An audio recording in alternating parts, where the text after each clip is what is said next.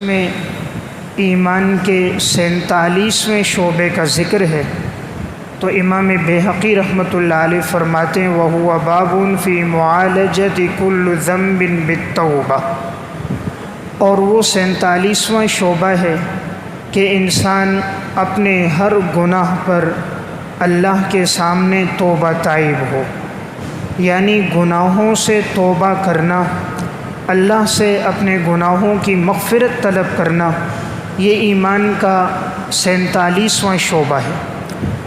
قرآن کریم اور احادیث مبارکہ کی روشنی میں اللہ رب العزت نے ایمان والوں کو جس بات کا تذکرہ بڑی تاکید سے فرمایا وہ ہے اپنے گناہوں پر ندامت کا اظہار کرنا۔ اللہ رب العزت ارشاد فرماتے ہیں یا ایھا الذین آمنوا توبوا الی اللہ توبۃ نصوحا، اے ایمان والو تم توبہ کرو اللہ کی طرف کامل توبہ۔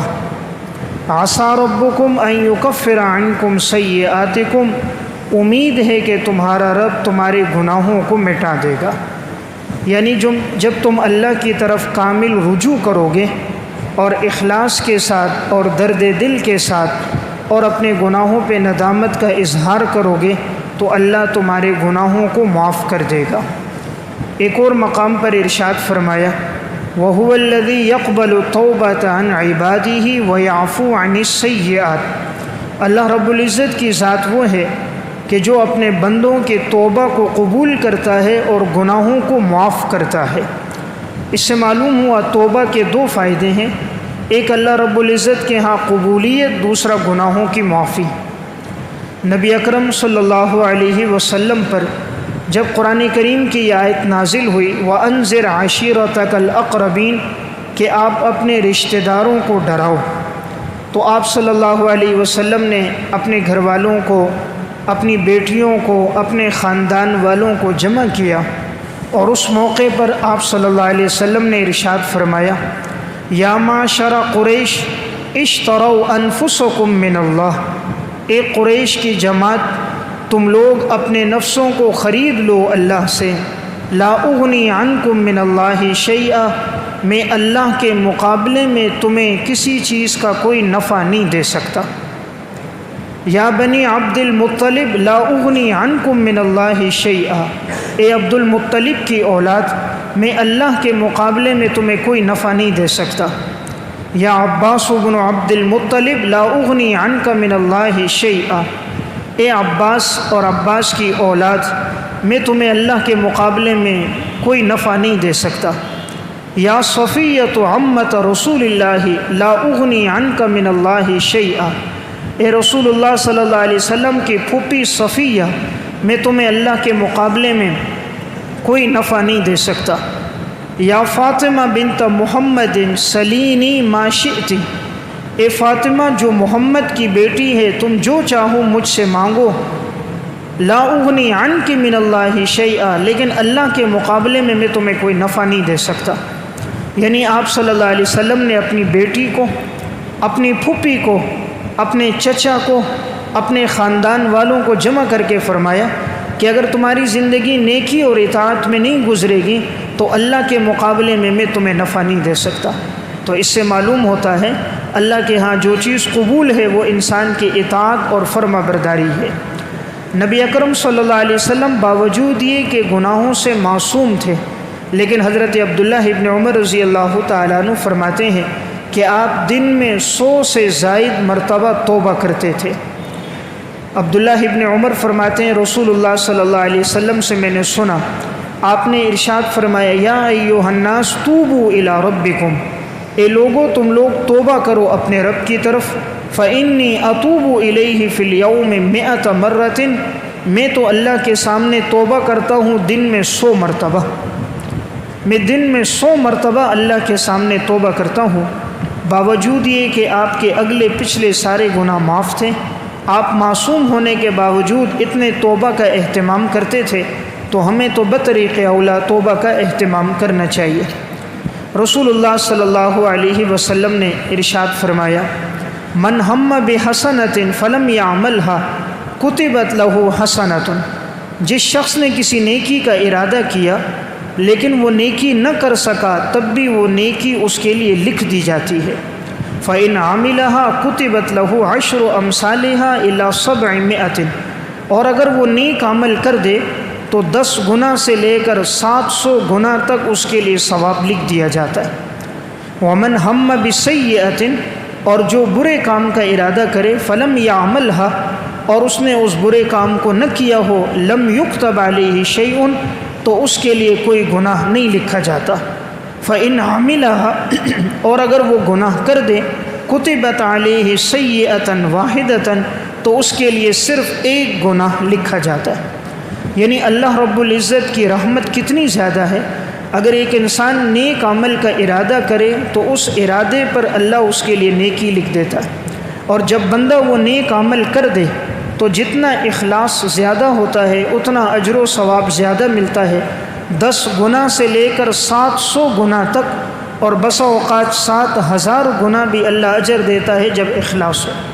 اور فرمایا اگر کوئی گناہ کا ارادہ کر دے تو اس کے لیے گناہ نہیں لکھا جاتا جب تک کہ وہ گناہ کرے نہیں، اور اگر گناہ کر بھی لے تو صرف ایک گناہ لکھا جاتا ہے، اس سے زیادہ نہیں لکھا جاتا۔ تو یہ اللہ تعالیٰ کی کتنی رحمت ہے، نیکی پر 10 گنا ثواب، 700 گنا ثواب، اور گناہ پر صرف ایک ہی گناہ لکھا جاتا ہے۔ تو اس میں اشارہ اس طرف ہے کہ بندہ اپنی زندگی کو نیک اعمال میں اور اللہ کی اطاعت میں گزارے۔ نبی اکرم صلی اللہ علیہ وسلم نے بنی اسرائیل کے ایک شخص کا واقعہ بیان فرمایا کہ اس شخص نے اپنی زندگی میں 99 قتل کیے تھے۔ ایک دن دل میں خیال آیا کہ کیا میرا یہ گناہ معاف بھی ہوگا یا نہیں ہوگا، تو وہ ایک راہب کے پاس گیا اور اس سے جا کر اس نے پوچھا میں نے 99 قتل کیے ہیں، کیا میرا یہ گناہ معاف ہو سکتا ہے؟ اس شخص نے کہا نہیں، یہ گناہ تو معاف نہیں ہو سکتا۔ وہ عابد تھا، عالم نہیں تھا، مسئلے کا اسے علم نہیں تھا، تو اس نے کہا یہ گناہ معاف نہیں ہوگا۔ اس قاتل نے اس کو بھی قتل کر دیا، اب 100 کی تعداد اس کی پوری ہو گئی۔ پھر کسی سے پوچھا میرا گناہ معاف ہوگا یا نہیں؟ انہوں نے کہا فلاں بستی میں نیک لوگ ہیں، وہاں جاؤ۔ اب ایک عالم سے ملاقات ہوئی، ان سے پوچھا، اس نے کہا ہاں اللہ ہر گناہ معاف کرتا ہے جب انسان صدق دل سے توبہ کر دے۔ تم توبہ کرو اور نیک لوگوں کی بستی میں زندگی گزارو، فلاں جگہ صالحین اور نیک لوگ رہتے ہیں، وہاں جا کر رہو۔ اب یہ انسان یہاں سے چلا تاکہ نیک لوگوں کی بستی میں پہنچے، راستے میں چلتے چلتے اس کا انتقال ہو گیا۔ اب دونوں قسم کے فرشتے جمع ہو گئے، رحمت کے فرشتے بھی، عذاب کے فرشتے بھی۔ رحمت کے فرشتے کہتے تھے کہ اس نے توبہ کر دی، اس کے گناہ معاف ہو گئے۔ عذاب کے فرشتے کہتے اس نے تو 100 قتل کیے ہیں، اس کا گناہ تو معاف نہیں ہوگا۔ اب یہ آپس میں الجھنے لگے۔ اللہ رب العزت نے فرمایا زمین کو تم ناپو۔ اللہ تعالیٰ نے وہ زمین جس کی طرف وہ شخص جا رہا تھا، اس زمین کو حکم دیا تو سمٹ جا، اور جہاں سے یہ نکلا تھا اس زمین کو حکم دیا تو پھیل جا۔ اب جہاں یہ جا رہا تھا وہ زمین سمٹ گئی، تو جب زمین کو ناپا گیا تو یہ ایک بالش زیادہ قریب تھا نیک لوگوں کی بستی کے، تو اللہ رب العزت نے اس کی مغفرت فرما دی۔ رسول اللہ صلی اللہ علیہ وسلم نے فرمایا فَأَوْحَى اللَّهُ إِلَى هَذِهِ أَن تَقَرَّبِي وَأَوْحَى إِلَى هَذِهِ أَن تَبَاعِدِي۔ اللہ تعالیٰ نے ایک زمین کو خطاب کیا کہ تو اس کے قریب ہو جا، اور دوسری زمین کو خطاب کیا کہ تو اس سے دور ہو جا۔ فَوَجَدُوهُ أَقْرَبَ إِلَى هَذِهِ بِشِبْرٍ، اور جب اس کو ناپا گیا تو وہ نیک لوگوں کی بستی کے ایک بالش قریب تھا۔ فَغُفِرَ لَهُ، اللہ نے اس کے گناہ معاف کر دی۔ تو رب العالمین کی رحمت اتنی زیادہ ہے، اللہ تعالیٰ وسیع رحمت والے ہیں، اور اللہ کی صفت غفور الرحیم ہے۔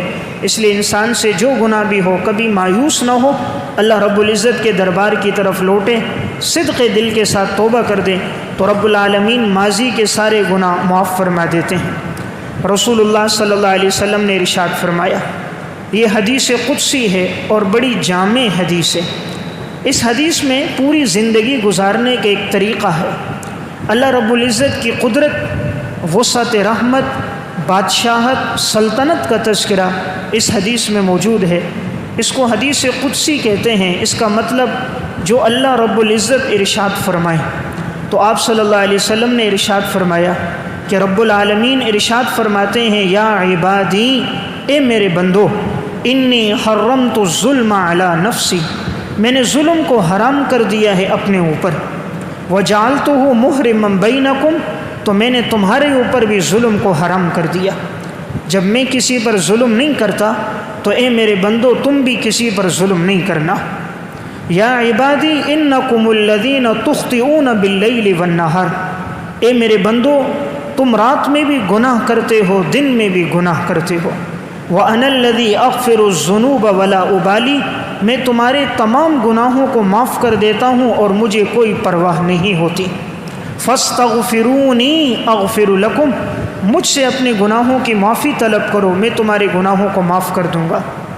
یا عبادی کلکم جائع الا من اطعمت، اے میرے بندو تم سب بھوکے ہو مگر وہ جس کو میں کھانا کھلاؤں۔ فاستطعمونی اطعمکم، تم مجھ سے کھانا طلب کرو، میں ہی تمہیں کھانا کھلاؤں گا۔ یا عبادی کلکم عار الا من کسوت، اے میرے بندو تم سب برہنہ ہو مگر وہ جس کو میں پہناؤں۔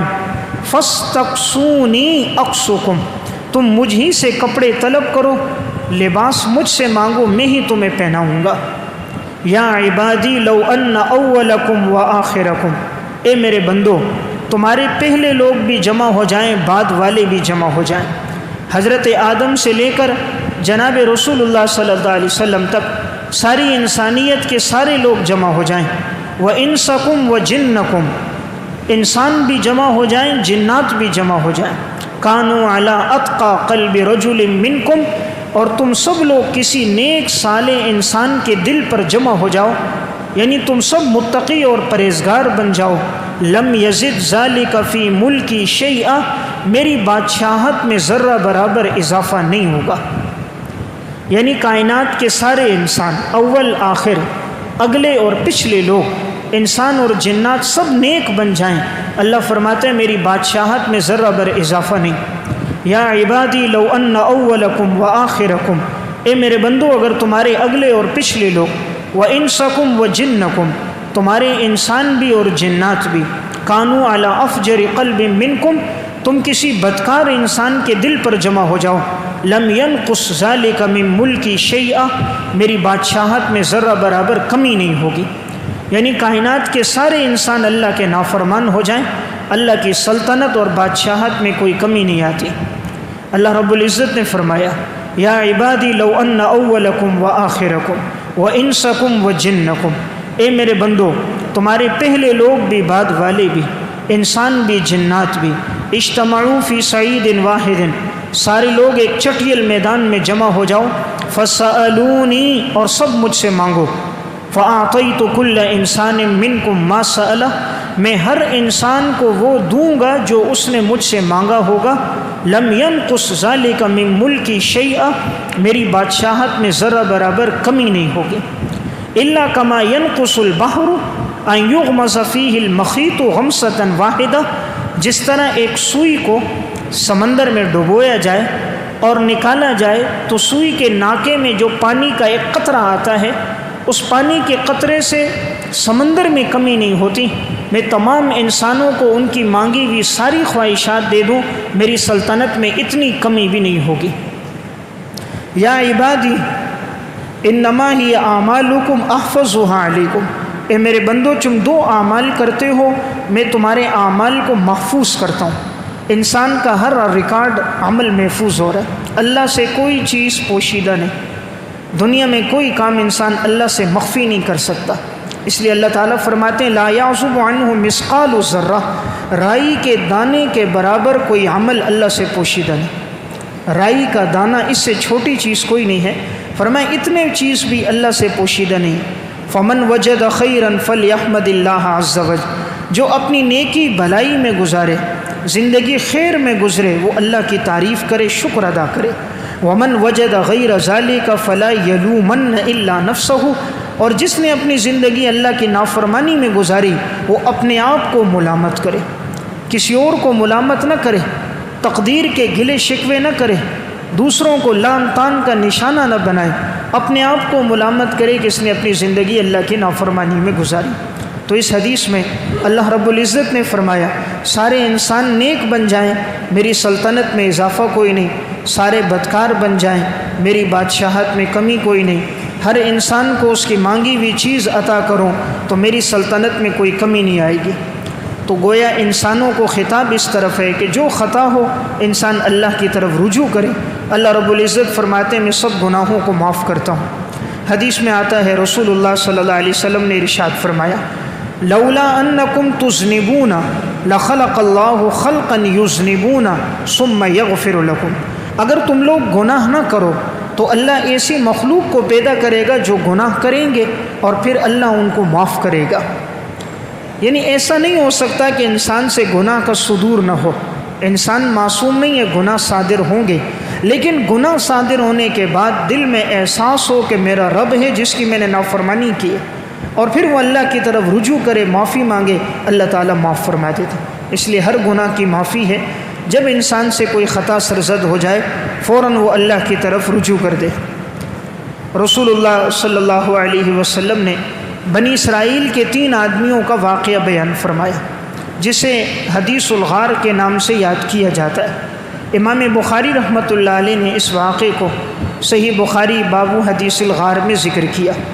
بنی اسرائیل میں 3 آدمی تھے اور یہ تینوں راستے سے گزر رہے تھے، تیز بارش لگ گئی، ہوائیں چلنا شروع ہو گئی۔ انہوں نے سوچا کسی سوراخ میں چٹان میں جگہ تلاش کرتے ہیں، وہاں ٹھہرتے ہیں، جب موسم ٹھیک ہوگا تو ہم منزل کی طرف جائیں گے۔ تو یہ لوگ ایک چٹان میں گئے اور وہاں اندر پہنچے۔ تھوڑی دیر کے بعد اوپر سے ایک چٹان گری اور وہ جو پہاڑ میں سوراخ تھا اس کا منہ بند ہو گیا۔ اب باہر نکلنے کا کوئی راستہ نہیں تھا، اور وہ چٹان اتنی وزنی تھی کہ یہ تینوں آدمیوں نے اپنا زور لگایا لیکن یہ باہر نہیں آ سکتے تھے۔ اب ان کو موت سامنے نظر آئی کہ بچنے کا کوئی راستہ نہیں۔ اس دور میں تو موبائل نہیں کہ انسان کسی سے رابطہ کرے، جنگل اور بیابان ہے، کسی کے علم میں نہیں کہ یہ تینوں آدمی اس غار میں موجود ہیں۔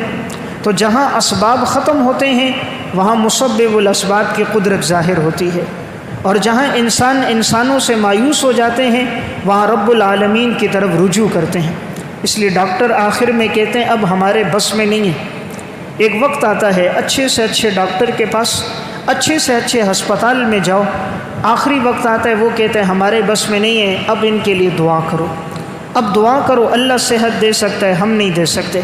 معلوم ہوا اللہ کی تلاش انسان کی فطرت میں شامل ہے، اللہ کی طرف رجوع کرنا انسان کی فطرت میں اللہ نے رکھا ہے کہ انسان بے بس اور پریشان ہو کر اللہ کی طرف خود لوٹتا ہے۔ اب یہ تینوں نے کہا اللہ کی طرف رجوع کرتے ہیں اور اپنی زندگی کی کوئی نیکی اللہ کے سامنے پیش کرتے ہیں کہ اگر وہ قبول ہو گئی تو اللہ اس کو ہٹا دے۔ اس لیے ہمیشہ کوئی ایسا نیک عمل ہو کہ کبھی مشکل میں آئیں تو اللہ کے سامنے پیش کر سکیں۔ تھوڑی دیر ہم سوچیں، زندگی کے 60-70 سال گزر گئے، کوئی ایسا نیک عمل ہے کہ مصیبت میں آئیں اور اللہ کے سامنے پیش کر سکے؟ کئی راتوں کا جاگنا اور دن کی عبادت، صوم و صلات کی پابندی اور صدقہ اور خیرات، اللہ کے راستے میں جہاد اور قیام اللیل، تو شاید کوئی عمل نہ ہو۔ اب ان تینوں نے اپنا عمل پیش کیا۔ سب سے پہلے نے کہا کان علی ابوانی شیخانی کبیرانی، کہا میرے 2 والدین تھے، دونوں بوڑھے تھے، میں بکریاں چراتا تھا اور جب میں واپس لوٹتا جب تک اپنے والدین کو دودھ نہ پلاتا میں اپنے بچوں کو دودھ نہیں پلاتا تھا، پہلے اپنے ماں باپ کو دودھ پلاتا پھر میں اپنے بچوں کو دودھ پلاتا۔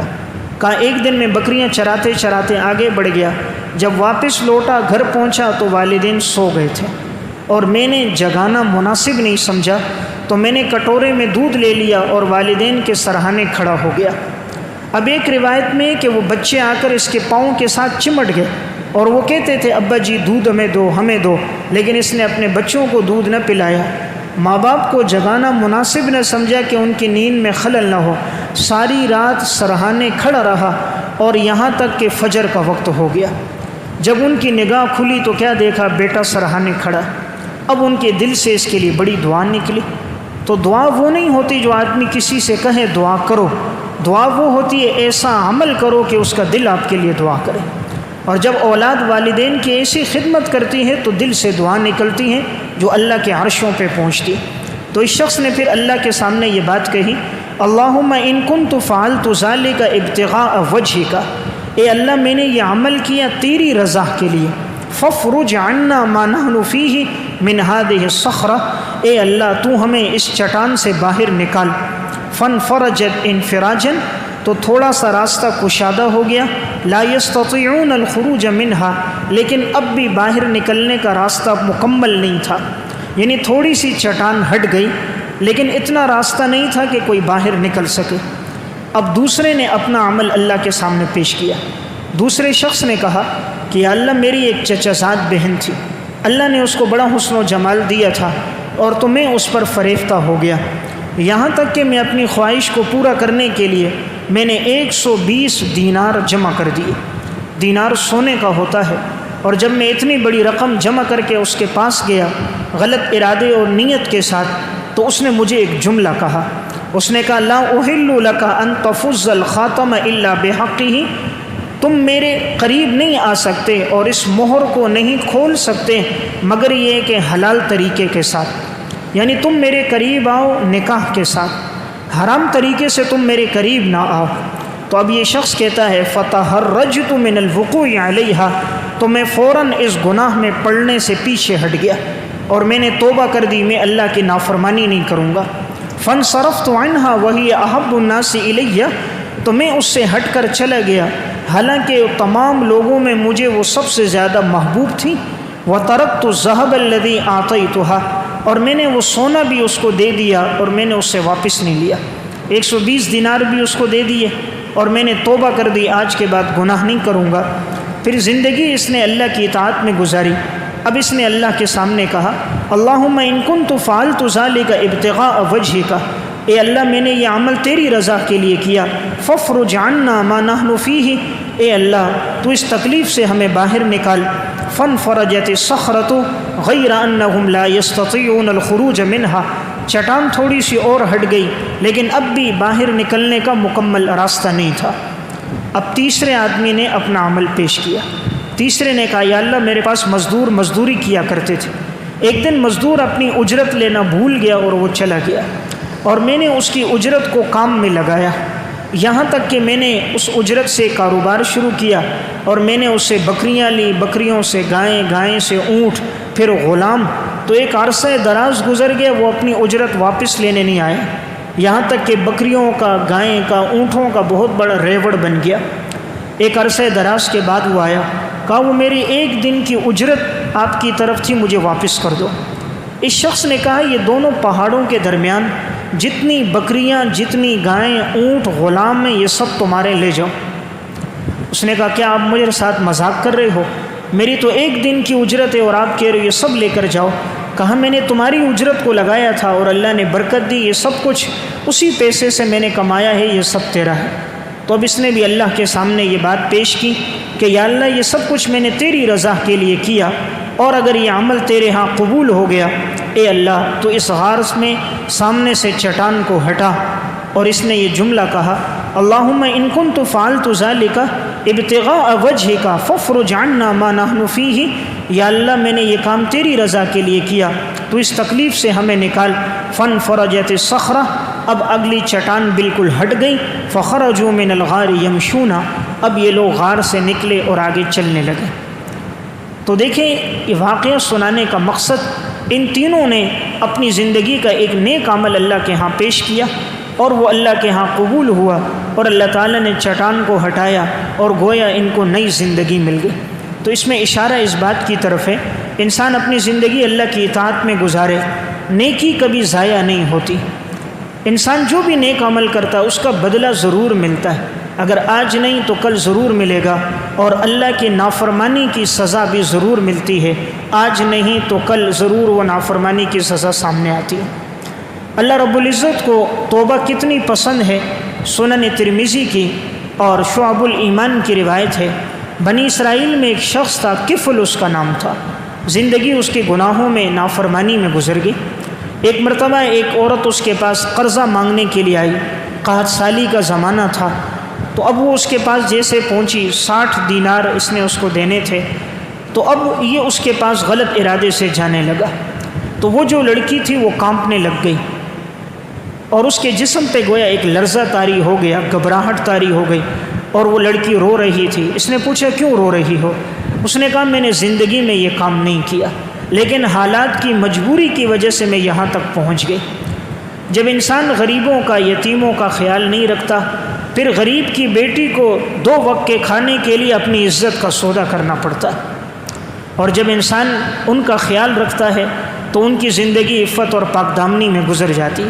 تو اس نے کہا میں کوئی پیشہ ور عورت نہیں ہوں، میرا یہ کام نہیں ہے، لیکن غربت اور تنگ دستی نے مجھے یہاں تک پہنچا دیا، اس لیے میں یہاں تک پہنچی۔ اور یہ لڑکی رو رہی تھی۔ اس کفل نے جب یہ دیکھا تو اس نے کہا تم نے کبھی نافرمانی نہیں کی، اور اللہ کا اتنا ڈر، اور میری زندگی گناہوں میں گزر رہی ہے، میں بھی توبہ کرتا ہوں، آج کے بعد میں اللہ کی نافرمانی نہیں کروں گا۔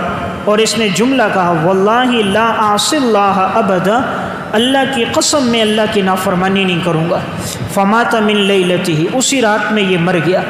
فاصبح مکتوب علی بابہ، صبح ہوئی تو اس کے دروازے پہ لکھا ہوا تھا قد غفر اللہ للکفل، اللہ نے کفل کے گناہوں کو معاف کر دیا۔ صبح دروازے پہ لکھا تھا اللہ نے کفل کے گناہوں کو معاف کر دیا۔ اس سے معلوم ہوتا ہے اللہ رب العزت کی رحمت اور اللہ کی رحمت کی وسعت کتنی ہے کہ زندگی اس شخص کی گناہوں میں گزری، لیکن رب العالمین نے اس کے سارے گناہ معاف فرما دیے۔ امام بیہقی رحمۃ اللہ علیہ نے شعب الایمان میں ایک واقعہ لکھا۔ ایک بادشاہ گزرا تھا جس کی زندگی نافرمانی میں گزری، اور اس نے مسلمانوں پہ بڑا ظلم کیا، مسلمانوں کا اس نے بڑا قتل عام کیا، جہاں کوئی مسلمان ملتا وہ اس کو قتل کر دیتا۔ مسلمانوں نے جہاد کر کے اس بادشاہ کو پکڑ لیا۔ جب یہ بادشاہ گرفتار ہوا تو آپس میں مشورہ ہوا اس کو کیا سزا دیں۔ تو بعض نے کہا اس نے چونکہ بہت ظلم کیا ہے، ایسی سزا دیتے ہیں کہ اوروں کے لیے عبرت بن جائے۔ تو کہا ایک بڑی ہانڈی لی اور اس کے نیچے خوب آگ لگائی، اور اس بڑی ہانڈی میں اس کو کھڑا کر دیا، اور آگ نیچے سے لگا دی تاکہ یہ زندہ اس میں جلتا رہے اور یہ باہر بھی نہ نکل سکے، اور تیل اس میں ڈال دیا کہ اس تیل کے اندر یہ جلے۔ اب انہوں نے ہانڈی میں اس کو ڈالا، نیچے سے انہوں نے آگ لگائی، جب یہ آگ بھڑکنے لگ گئی، اب یہ جو ظالم بادشاہ تھا جس کی زندگی کفر میں گزری تھی، اب یہ اپنے خداؤں کو پکارنے لگا، چونکہ زندگی بھر بتوں کی عبادت کرتا رہا۔ تو امام بیہقی لکھتے ہیں فجعل یدعو آلہتہ واحدا فواحدا، اپنے ایک ایک خدا کو پکارتا، کبھی ایک بت کو پکارتا کبھی دوسرے کو۔ تو انہوں نے متعدد خدا بنائے تھے، یہ بارش دے گا، یہ اولاد دے گا، یہ نفع دے گا، یہ نقصان دے گا، ایک ایک خدا کو پکار رہا تھا۔ یا فلان الم اکن اعبدک، کہتا او فلاں کیا میں نے تیری عبادت نہیں کی؟ وَأُصَلِّي لَكَ، میں نے تیرے سامنے نماز نہیں پڑھی؟ وَأَمْسَحُ وَجْهَكَ، میں نے تیرا چہرہ صاف نہیں کیا؟ تو عجیب بات ہے، جب انسان شرک میں پڑتا ہے عقل ماری جاتی، تو اپنے خدا کا چہرہ صاف کر رہے ہیں۔ تو وہ خدا کیسا ہے کہ مخلوق اس خدا کے چہرے کو صاف کرے؟ تو یہ کہتا تھا کہ میں نے تیرا چہرہ صاف کیا، وَأَفْعَلُ بِكَ وَأَفْعَلُ، میں نے فلاں فلاں وقت تیری اتنی عبادت کی، فَأَنْقِذْنِي مِمَّا أَنَا فِيهِ، او میرے خداؤ آج تم مجھے اس تکلیف سے بچا دو۔ سب کو پکارتا رہا لیکن کوئی بھی کام نہ آیا۔ فَلَمَّا رَآهُمْ لَا يُغْنَوْنَ عَنْهُ شَيْئًا، جب اس نے دیکھا کہ کوئی بھی کام نہیں آیا، رفع رأسه إلى السماء، اس بادشاہ نے آسمان کی طرف سر اٹھایا، فقال لا الہ الا اللہ، فدعا اللہ عز وجل مخلصا، اللہ رب العزت کو پکارا اخلاص کے ساتھ۔ اس وقت ایمان لے آیا اور اللہ کے سامنے گناہوں پر ندامت کا اظہار کیا، اور کہا آج کے بعد یا اللہ میں تیری نافرمانی نہیں کروں گا۔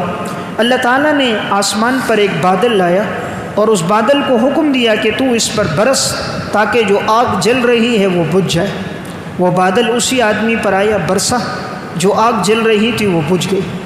اللہ نے ہوا کو حکم دیا کہ تو اس کو اسی ہانڈی کے ساتھ اٹھا اور اس کو فلاں آبادی میں لے کر جا، وہاں اس کو اتار دے۔ یہ وہ آبادی تھی کہ وہاں کے لوگ بتوں کی عبادت کرتے تھے، سارے مشرک تھے۔ تو تیز ہوا آئی اور اس کو ہانڈی سمیت اٹھا کے اور اس آبادی میں لے کر گئی جہاں کے لوگ مشرک تھے۔ امام بیہقی لکھتے ہیں تیز ہوا چلی اور ایسی جگہ پر ہوا نے فقذفہ اللہ الی قوم لا یعبدون اللہ ولا یعرفون، ہوا نے اس کو ایسی جگہ اتارا جو لوگ نہ اللہ کی عبادت کرتے تھے نہ اللہ کو پہچانتے تھے۔ وہو یقول لا الہ الا اللہ، اور یہ بادشاہ بار بار لا الہ الا اللہ پڑھ رہا تھا۔ فاخرجوہ، ان لوگوں نے اب اس کو اس بڑی ہانڈی سے باہر نکالا۔ فقالوا ویحک ما لک، لوگوں نے کہا بھائی ہلاکت ہو، یہ تیرا کیا معاملہ ہے کہ تو اس بڑی ہانڈی میں پڑا ہوا ہے؟ بادشاہ نے اپنا واقعہ سنایا، انا ملک بنی فلان کان من امری، میں فلاں قوم کا بادشاہ ہوں اور یہ میرا ماجرا ہے۔ وکان من امری، پورا واقعہ سنایا کہ میں تو اس طرح تکلیف میں مبتلا تھا، سب خداؤں کو پکارا، کسی نے میری مدد نہیں کی، اور جب میں نے اپنے رب کو پکارا اللہ نے آسمان سے بارش بھی برسائی، ہوا کو حکم دیا اور وہ ہوا مجھے یہاں لے کر آئی۔ جب پورا واقعہ سنایا فآمنوا، آبادی کے جتنے لوگ تھے سب کے سب ایمان لے آئے، سب کے سب لوگ مسلمان ہو گئے کہ واقعی اصل رب اور بادشاہت تو اللہ کی ہے، کہ جس اللہ نے اس کو آگ سے بھی بچایا اور جس اللہ نے اس کو تکلیف سے بچایا اور یہاں تک پہنچایا۔ واقعہ سنانے کا مقصد، اس شخص نے جب توبہ کر دی تو رب العالمین نے اس کے لیے کیسے اسباب پیدا فرما دیے۔ امام بیہقی رحمہ اللہ نے یہاں ایک واقعہ لکھا، عبد الملک بن مروان کا دور تھا۔ اس دور کے اندر ایک نیک صالح متقی عالم دین تھے جو لوگوں کو دین کی بات بتاتے، پرہیزگار انسان تھے، لیکن اس کا اپنا بھتیجا بڑی نافرمانی کی زندگی گزارتا تھا۔ یہ عالم اپنے بھتیجے کو سمجھاتا لیکن وہ باز نہ آتا، فسق و فجور میں اس کی زندگی گزرتی رہی، یہاں تک کہ جب وہ بیمار ہو گیا ایک دن اس کی والدہ اس کے قریب آئی اور والدہ اپنے بیٹے سے کہنے لگی کہ بیٹا تو نے ساری زندگی گناہوں میں گزاری ہے، اب پتہ نہیں آگے تیرا معاملہ کیا ہوگا، تو جہنم میں جائے گا۔ والدہ قریب بیٹھی ہے، اتنے میں چچا بھی آ گیا۔ چچا بھی اس کو کہنے لگا تو بڑا خبیث تھا، نافرمان تھا، فاسق تھا، ساری زندگی نافرمانی کی، اللہ کے سامنے کیسے جائے گا؟ تو یہ نوجوان جو اب بیمار ہے، چند منٹوں کے بعد اس نے دنیا سے جانا ہے، اس نے اپنی ماں کی طرف دیکھا اور اپنے چچا کو مخاطب کر کے کہا، ارأیت لو ان اللہ دفعنی الی والدتی ما کنت صانعۃ بی، اپنے چچا سے کہا تمہارا کیا خیال ہے اگر مجھے میرا اللہ میری ماں کے حوالے کر دے تو کیا میری ماں مجھے جہنم میں ڈالے گی؟ اگر اللہ معاملہ میری ماں کے سپرد کر دے تو کیا میری ماں مجھے جہنم میں ڈال دے گی؟ اس نے کہا نہیں، اذن واللہ کانت تدخلک الجنہ، اگر معاملہ تمہاری ماں کے سپرد ہوگا تو تمہاری ماں تو تمہیں جنت میں داخل کرے گی۔ اس نوجوان نے آگے سے کہا فواللہ للہ ارحم بی من والدتی، اللہ کی قسم اللہ رب العزت والدہ سے زیادہ رحم کرنے والا ہے۔ والدہ کیا رحم کرتی ہے، رحم تو اللہ رب العزت کی ذات کا ہوتا ہے، تو مجھے امید ہے میرا رب میرے اوپر خوب رحم کرے گا اور میرے گناہوں کو معاف کر دے گا۔ اس نوجوان نے یہ جملہ کہا، ندامت کے 2 آنسو بہائے اور کہا مجھے اپنے رب کی وسعت رحمت پر کامل یقین ہے۔ کچھ دیر کے بعد اس کا انتقال ہو گیا۔ عبد الملک کہتے ہیں اس کے لیے قبر بنائی گئی تو ہم بھی اس میں شریک تھے۔ فقبض الفتى فخرج علیہ عبد الملک ابن المروان، کہتے ہیں ہم لوگ باہر نکلے، قبر کی تیاری شروع ہو گئی۔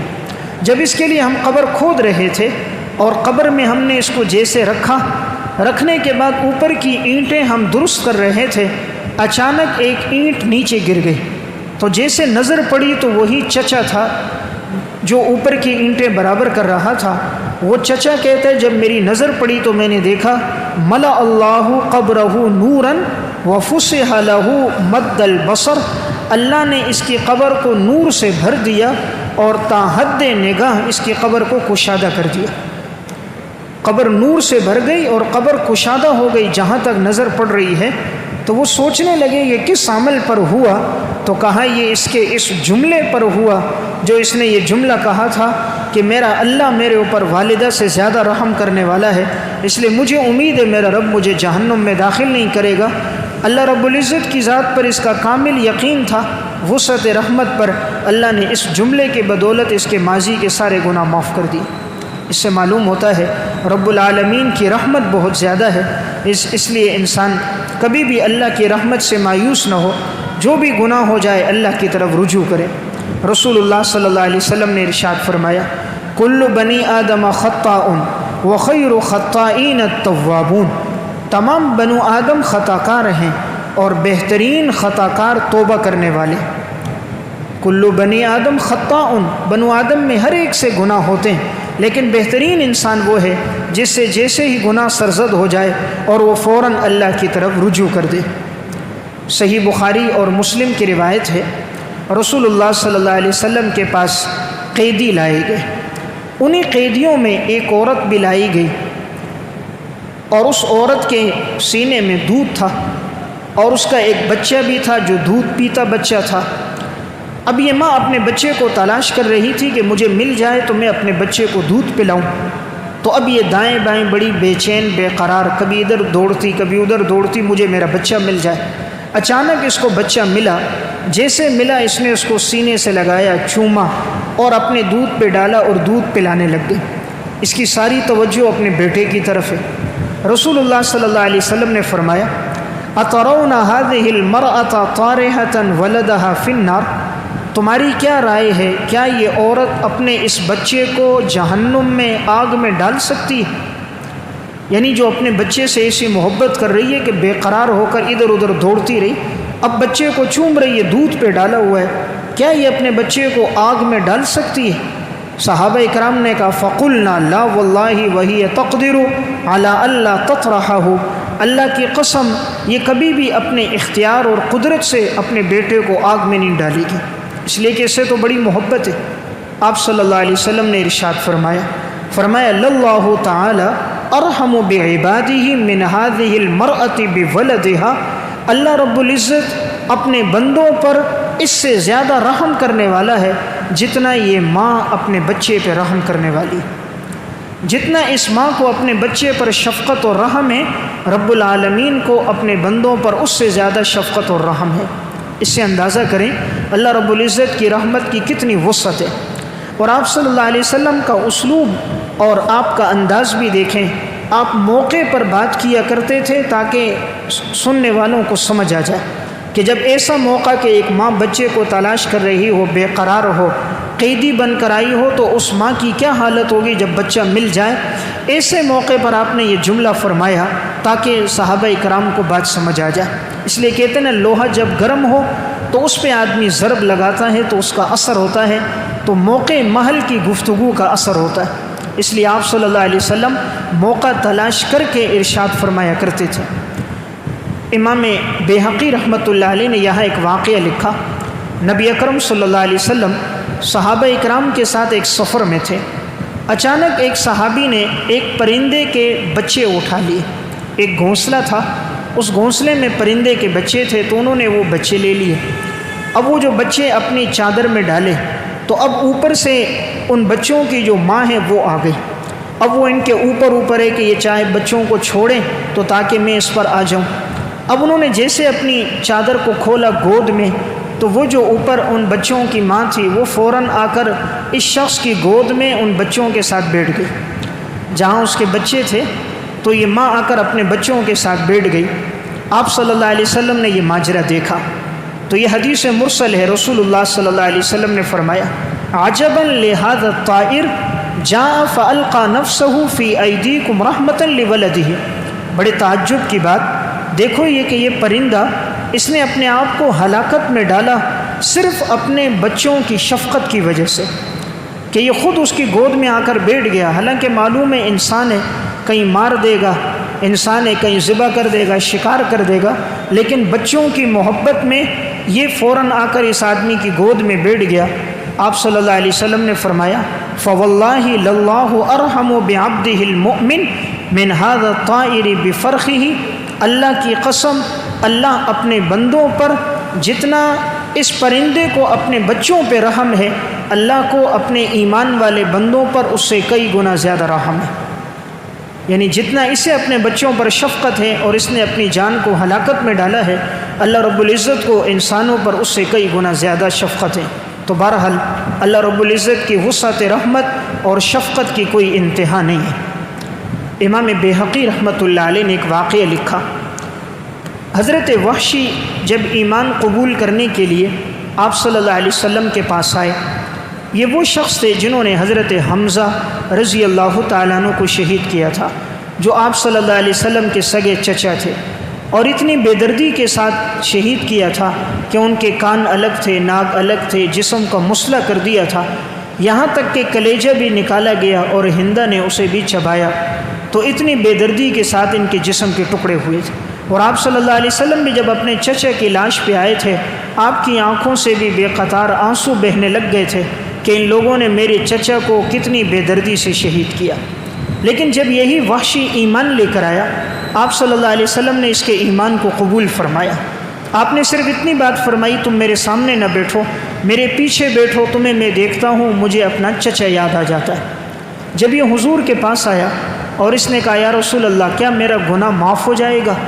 اور اس نے ایک جملہ کہا فَإِنِّي أَشْرَكْتُ بِاللَّهِ الْعَظِيمِ وَقَتَلْتُ النَّفْسَ الَّتِي حَرَّمَ اللَّهُ، میں نے تو اللہ کے ساتھ شریک ٹھہرایا، میں نے تو ناحق قتل کیے، فَهَلْ يُقْبَلُ مِن مِثْلِ تَوْبَةٌ، کیا میری توبہ قبول ہو سکتی ہے؟ یعنی میری زندگی شرک میں گزری، میں نے ناحق قتل بھی کیے، تو کیا میری توبہ قبول ہوگی؟ فصمت رسول اللہ صلی اللہ علیہ وسلم، آپ صلی اللہ علیہ وسلم خاموش ہو گئے۔ فلم یجبہ حتی نزل علیہ القرآن، آپ نے کوئی جواب نہیں دیا یہاں تک کہ قرآن کریم کی یہ آیت نازل ہوئی۔ والذین لا يدعون مع اللہ الہا آخر ولا يقتلون النفس التي حرم اللہ الا بالحق، وہ لوگ جو اللہ کے ساتھ کسی کو شریک نہیں ٹھہراتے اور وہ کسی نفس کو ناحق قتل نہیں کرتے۔ اللہ رب العزت نے ان کے بارے میں فرمایا ولا یزنون، وہ زنا نہیں کرتے۔ ومن یفعل ذلک یلقى اثاما، جو یہ گناہ کرے گا وہ ان گناہوں کی سزا پائے گا۔ یضاعف له العذاب یوم القیامہ، قیامت کے دن اسے دگنا عذاب دیا جائے گا۔ ویخلد فیہ مہانا، اور اسے ذلت کے ساتھ جہنم میں داخل کر دیا جائے گا۔ الا من تاب وآمن وعمل صالحا، مگر جو توبہ کرے، ایمان لائے اور نیک اعمال کرے، فاولئک یبدل اللہ سیئاتہم حسنات، اللہ تعالیٰ اس کی برائیوں کو نیکیوں سے تبدیل کر دے گا۔ جب یہ آیت نازل ہوئی تو اس میں گویا حکم یہ تھا کہ جس انسان سے کوئی گناہ ہو گئے وہ اللہ کے سامنے توبہ کر دے گا، اللہ اس کے گناہ کو معاف کر دے گا۔ وحشی کو جب یہ آیت سنائی گئی تو انہوں نے کہا فقال ارى شرطا فلعلی لا اعمل صالحا، اس آیت میں تو شرط لگائی گئی ہے کہ نیک اعمال کرے، شاید میں تو نیک عمل نہ کر سکوں، میں توبہ تو کر رہا ہوں لیکن قرآن کی آیت میں قید ہے وعمل عملا صالحا، کہ اس کے بعد وہ نیک اعمال کرے، پتہ نہیں میں کر سکوں گا یا نہیں کر سکوں گا، تو کیا میری توبہ قبول ہوگی یا نہیں؟ اب آپ صلی اللہ علیہ وسلم خاموش تھے، قرآن کی یہ آیت نازل ہوئی ان اللہ لا یغفر ان یشرک بہ ویغفر ما دون ذلک لمن یشاء، اللہ تعالیٰ شرک کرنے والے کو معاف نہیں کرتا، شرک کے علاوہ اللہ ہر گناہ کو معاف کر دیتا ہے۔ گویا شرک کے علاوہ ہر گناہ معاف ہے۔ اب وحشی نے پھر کہا فقال وحشی فلعلی ممن لا یشاء اللہ، ہو سکتا ہے اللہ تعالیٰ مجھے معاف کرنا نہ چاہے، چونکہ یہاں تو معافی اللہ کی مشیت کے ساتھ ہے نا، کہ جو شرک نہیں کرتا اللہ چاہے تو معاف کرے، تو کہا ہو سکتا ہے اللہ مجھے معاف کرنا نہ چاہے۔ آپ صلی اللہ علیہ وسلم خاموش ہیں۔ اب قرآن کی یہ آیت نازل ہوئی یا عبادی الذین اسرفوا علی انفسہم، او میرے بندو جنہوں نے گناہ کر کر کے اپنے اوپر ظلم کیا، لا تقنطوا من رحمت اللہ، تم اللہ کی رحمت سے مایوس نہ ہو۔ یعنی ساری زندگی اگر تمہاری نافرمانی اور گناہوں میں گزر گئی، تم اللہ کی رحمت سے مایوس نہ ہونا۔ ان اللہ یغفر الذنوب جميعا، یقیناً اللہ تمام گناہوں کو معاف کرتا ہے۔ انہ هو الغفور الرحیم، اللہ تو بخشنے والا رحم کرنے والا ہے۔ اب وحشی نے کہا الآن لا ارى شرطا، اب معلوم ہوا کہ کوئی شرط میرے لیے نہیں ہے۔ فتشہد واسلم، خطبہ پڑھا اور اسی وقت مسلمان ہو گیا۔ یعنی قرآن کریم کی آیت میں اللہ نے گویا فرمایا اے میرے بندو، دیکھیں اللہ تعالیٰ کے خطاب کا انداز کتنا پیارا ہے۔ اللہ خطاب کر رہے گناہ گاروں کو، ہونا تو یہ چاہیے تھا اللہ کہتا او ظالموں، او قاتلوں، او لٹیروں، او زانیوں، او شرابیوں، لیکن اللہ فرما رہے یا عبادی، او میرے بندو۔ اور جملہ کیا ہے؟ اسرفوا علی انفسہم، جن کی زندگی گناہوں میں گزری، لا تقنطوا من رحمت اللہ، تم اللہ کی رحمت سے مایوس نہ ہو، اللہ سب گناہوں کو معاف کرے گا۔ یہاں لفظ ہے جمیعاً، ایک گناہ نہیں، جتنے گناہ ہیں اللہ سب معاف کرے گا، اس لیے کہ اللہ گناہوں کا معاف کرنے والا ہے۔ جب یہ آیت نازل ہوئی تو وحشی ایمان لے آیا۔ تو واقعہ سنانے کا مقصد یہ ہے، قرآن کریم کی اس آیت میں اللہ تعالیٰ نے تمام انسانوں کو گویا خطاب کر کے اس بات کا حکم دیا، انسان سے جو گناہ ہو جائے فوراً رجوع کر دیں اور رحمت باری تعالیٰ سے مایوس نہ ہو تو اللہ اس کے گناہوں کو معاف فرما دیتا ہے۔ صحیح بخاری میں 2 واقعات کا تذکرہ ہے جو حضرت حذیفہ بن یمان رضی اللہ تعالیٰ عنہ سے منقول ہیں۔ نبی اکرم صلی اللہ علیہ وسلم نے گزشتہ زمانے کے یہ 2 واقعات بیان فرمائے کہ جن کے ایک عمل پر اللہ نے ان کی مغفرت کر دی۔ ایک واقعہ یہ تھا کہ ایک شخص گزشتہ زمانے میں گزرا، جب اس کا انتقال ہو گیا ملک الموت نے اس کی روح قبض کر دی۔ روح قبض کرتے وقت اس سے پوچھا تھا هل عملت من خیر، کیا تیری زندگی میں کوئی نیک عمل ہے کہ جو تو اللہ کے سامنے پیش کر سکے؟ اس نے آگے سے جواب دیا، اس نے کہا اور تو مجھے کوئی نیک عمل معلوم نہیں ہے، البتہ ایک مختصر سا عمل جو میں جانتا ہوں، ما اعلم غیر انی کنت ابایع الناس فی الدنیا، میں دنیا میں جب لوگوں کے ساتھ خرید و فروخت کا معاملہ کرتا تھا، واجازیہم، اور جب لوگ میرے پاس آتے تقاضا میں ان سے کرتا تو فانذر الموسر، میں مالدار آدمی کو مہلت دیتا، واتجاوز عن المعسر، اور تنگ دست آدمی کے قرضے کو میں معاف کر دیتا۔ تو جب اس نے یہ بات کہی اللہ کو اتنی پسند آئی، فادخلہ اللہ الجنہ، اللہ نے اس عمل پر اس کو جنت میں داخل کر دیا۔ تو گویا عمل کیا تھا کہ جب میں بے و شراء کرتا ہوں، اگر کوئی مالدار آدمی ہو، میں نے اس سے قرض لینا ہو اور وہ میرے سامنے عذر پیش کر دے تو میں اس کی مہلت کو بڑھا دیتا ہوں، اور اگر تنگ دست آدمی ہو وہ قرض نہ دے سکے تو میں اس کا قرضہ معاف کر دیتا ہوں۔ اللہ تعالیٰ کو یہ عمل اتنا پسند آیا کہ یہ میرے بندوں کو معاف کرتا ہے تو اللہ نے اسے معاف کر دیا۔ اس لیے اگر آدمی نے کسی کو قرضہ دیا ہو اور وہ نہیں دے سکتا، اس کی وسعت نہیں ہے، گنجائش نہیں ہے، اس کے گھر میں کمانے والا کوئی نہیں، حالات اس قسم کے ہیں، تو اللہ نے وسعت دی ہو تو معاف کر دینا چاہیے۔ بعض لوگ بڑی سختی سے پیش آتے ہیں، گالم گلوچ کرتے ہیں، رسوا کرتے ہیں، ذلیل کرتے ہیں، ایسا نہیں کرنا چاہیے۔ اللہ نے مال اور دولت دیا ہے تو یہ آزمائش ہے، انسان اس آزمائش میں اللہ کی نافرمانی نہ کرے۔ تو یہاں اس عمل پر اللہ نے اسے معاف کر دیا۔ صحیح بخاری میں ایک اور واقعہ ہے، ایک شخص بنی اسرائیل میں گزرا تھا، جب اس کے انتقال کا وقت قریب آیا تو اس نے اپنے بیٹوں کو وصیت کی، کہا میری ساری زندگی اللہ کی نافرمانی میں گزری، معلوم نہیں آگے میرے ساتھ کیا ہو، تو میں اللہ کے عذاب سے ڈرتا ہوں، جب میرا انتقال ہو جائے تم لوگ میرے جسم کو جلا دینا، پھر جب میری راکھ تمہارے سامنے آئے تو میری راکھ کو پیسنا، جب خوب اس کو پیس دو، پھر ایسے دن جب خوب تیز ہوا چل رہی ہو، اس ہوا والے دن میں میری لاش کی راکھ کو سمندر میں تم ڈال دینا، مجھے جلانا، جلانے کے بعد راکھ کو پیسنا، پیسنے کے بعد تیز ہوا کے دن اسے سمندر میں ڈال دینا۔ اس کے بچوں نے اسی طرح کیا اور اس کی راکھ کو انہوں نے سمندر میں ڈال دیا۔ اب اللہ تو ہر چیز پر قادر ہے، فجمع اللہ تبارک و تعالی، اللہ تعالیٰ نے اس کے سارے ذرات کو جمع کر کے اس کو سامنے کھڑا کر دیا۔ اللہ تعالیٰ نے پوچھا لما فعلت ذالک، تو نے ایسا کیوں کیا؟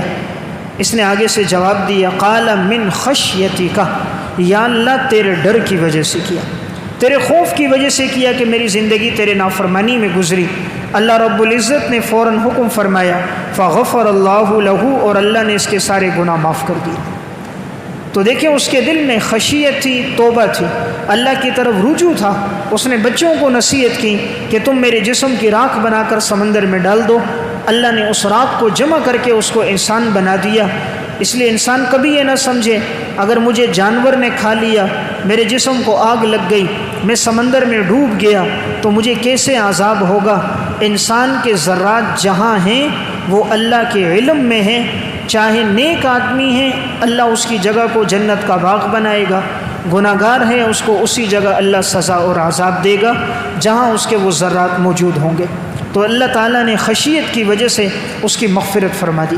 ان دونوں واقعات سے یہ بات ہمیں معلوم ہوئی کہ انسان کی زندگی میں جتنی توبہ ہو، اللہ کی طرف رجوع ہو، تو رب العالمین انسان کے سارے گناہوں کو معاف فرما دیتے ہیں۔ امام بہقی رحمۃ اللہ علیہ نے ایک واقعہ لکھا، ایک شخص قصاب تھا، زندگی بھر اس کا مشغلہ تھا گوشت فروخت کرنا۔ اس کے پڑوس میں ایک گھر تھا جس میں ایک نوجوان لڑکی تھی اور اس کو اللہ نے نہایت حسن و جمال عطا کیا تھا۔ یہ قصاب اس پہ فریفتہ تھا۔ ایک دن وہ لڑکی کسی کام کے لیے اپنے گھر سے نکلی، اسے پتہ چلا تو یہ بھی اس کے پیچھے گیا۔ جب یہ چلتا رہا، اس لڑکی نے جو مڑ کے دیکھا اس کی طرف تو وہ سمجھ گئی یہ کسی غلط ارادے کے ساتھ آ رہا ہے۔ اس نے آگے سے ایک جملہ کہا، فقالت لا تفعل، تم میرے قریب نہ آؤ اور دل میں یہ غلط خیال اور ارادہ لے کر نہ آؤ، لأن اشد حبا لک منک لی، مجھے بھی تم سے محبت ہے، ولکنی اخاف اللہ، لیکن میں اللہ سے ڈرتی ہوں، فانت تخافیہ وانا لا اخافہ۔ اس شخص نے آگے سے جواب دیا، جب تو اللہ سے ڈرتی ہے تو میں کیوں نہ اللہ سے ڈروں۔ جب اس لڑکی نے دل سے یہ جملہ کہا تو دل سے جو بات نکلتی ہے وہ دل پر اثر کرتی ہے۔ تو جب اس نے کہا میں اللہ سے ڈرتی ہوں تو اس نے بھی کہا میں بھی اللہ سے ڈرتا ہوں۔ اس نے توبہ کر دی۔ توبہ کرنے کے بعد اب یہ راستے سے گزر رہا تھا، سخت گرمی تھی، اس کو پیاس بہت زیادہ لگ گئی، تپش بہت تھی، حرارت تھی۔ اتنے میں اس وقت کا جو پیغمبر تھا اس کا قاصد کہیں سے گزر رہا تھا، تو یہ بھی اس کے قریب چلا گیا اور اس نے اس کو پہچان لیا کہ نیک آدمی ہے۔ تو اس نے کہا دیکھو گرمی بہت ہے، تم اللہ سے دعا کرو کہ اللہ ہمارے اوپر بادل لے آئے، منزل بہت دور ہے، اور اللہ ہمارے لیے پانی کا انتظام کرے، تم اس قاصد ہو، میں گناہ گار آدمی ہوں۔ اس نے کہا میں دعا کروں گا، تم آمین کہنا، اللہ رب العزت کہ ہاں دعا قبول ہو گئی تو اللہ ہمارے لیے فیصلہ فرما دے گا۔ اب بنی اسرائیل کے پیغمبر کا قاصد دعا کرتا تھا اور یہ آدمی آمین کہتا تھا۔ تھوڑی دیر کے بعد اللہ تعالیٰ نے ان کے اوپر ایک بادل لے آیا جو ان دونوں پہ سایہ کر رہا تھا، اور اللہ نے ان کے لیے پانی کا انتظام کر دیا۔ اب یہ دونوں ساتھ ساتھ چلتے رہے، جہاں سے انہوں نے الگ ہونا تھا، قصاب نے اپنے گھر کی طرف، دوسرے نے اپنے گھر کی طرف، تو کیا دیکھا کہ اب سایہ جو ہے وہ قصاب پہ بادل سایہ کر رہا ہے، لیکن اس شخص پہ سایہ نہیں کر رہا جو پیغمبر کا قاصد ہے، اس پہ سایہ نہیں ہو رہا، اس پہ سایہ ہو رہا ہے۔ تو اس قاصد نے کہا تو کہہ رہا تھا میں بڑا گناہ گار ہوں، نافرمان ہوں، لیکن بادل تو تیرے اوپر سایہ کر رہا ہے۔ اس شخص نے آگے سے جواب دیا، اس نے کہا میری زندگی گناہ میں گزری تھی، میں نافرمان تھا اور آج بھی میں گناہ کے ارادے سے نکلا تھا، لیکن جب اس لڑکی نے یہ جملہ کہا تو میں نے سچی توبہ کر دی کہ آج کے بعد میں اللہ کی کبھی نافرمانی نہیں کروں گا، اور میں نے دل میں پختہ ارادہ کر دیا اور میں نے ندامت کے آنسو اللہ کے سامنے بہائے۔ تو اللہ کتنا قدردان ہے، تھوڑی دیر پہلے توبہ کی اور اللہ نے بادل کو سائے کے لیے میرے اوپر مقرر کر دیا۔